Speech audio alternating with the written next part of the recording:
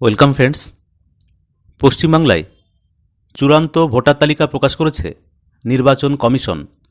এই তালিকায় রয়েছে 3টি ক্যাটাগরি। বৈধ ভোটার, যাদের নামের পাশে কিছু লেখা নেই, অর্থাৎ তারা স্বাভাবিকভাবেই ভোট দিতে পারবেন। দ্বিতীয় ক্যাটাগরি হল অ্যাডজুডিকেশন, অর্থাৎ তাদের মামলা বিচারাধীন। তাদের জন্য ধীরে ধীরে বের হবে সাপ্লিমেন্টারি তালিকা। এরপর তৃতীয় তালিকা ডিলিটেড।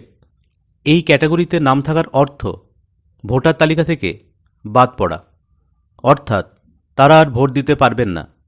সেক্ষেত্রে কি করণীয়? এই ডিলিটেড ভোটাররা কি নতুন করে নাম তুলতে পারবেন? কি বলছে কমিশনের নিয়ম? চলুন বিস্তারিত জেনে নেব। আপনার নাম ডিলিটেড ক্যাটাগরিতে থাকলে কি করবেন? এসআইআরে চূড়ান্ত তালিকা থেকে মৃতদের নাম ডিলিট হয়েছে, তবে এমন অনেক নাম রয়েছে যারা জীবিত রয়েছেন, তবুও নামের পাশে লেখা ডিলিটেড। সেক্ষেত্রে কি করণীয়?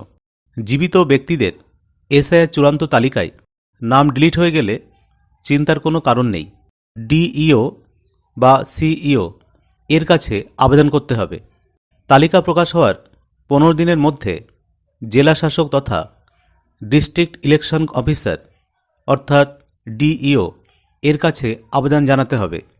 ডিও যদি তাদের নাম তালিকায় না তোলার সিদ্ধান্ত জানান, তাহলে সেই সিদ্ধান্তকেও চ্যালেঞ্জ করা যাবে।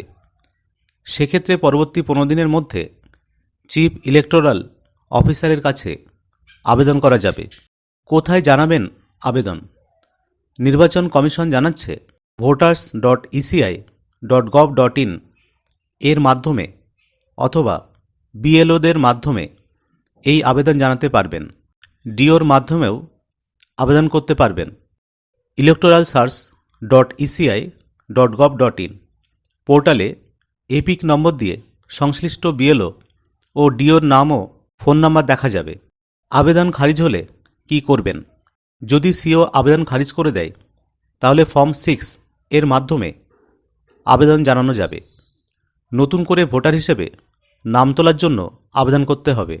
এর জন্য ইসিনেট অ্যাপ বা পোর্টাল থেকে ফর্ম নেওয়া যাবে। যদি ভিডিওটি ইনফরমেটিভ মনে হয়, তাহলে অবশ্যই লাইক, শেয়ার, কমেন্ট করবেন। ধন্যবাদ।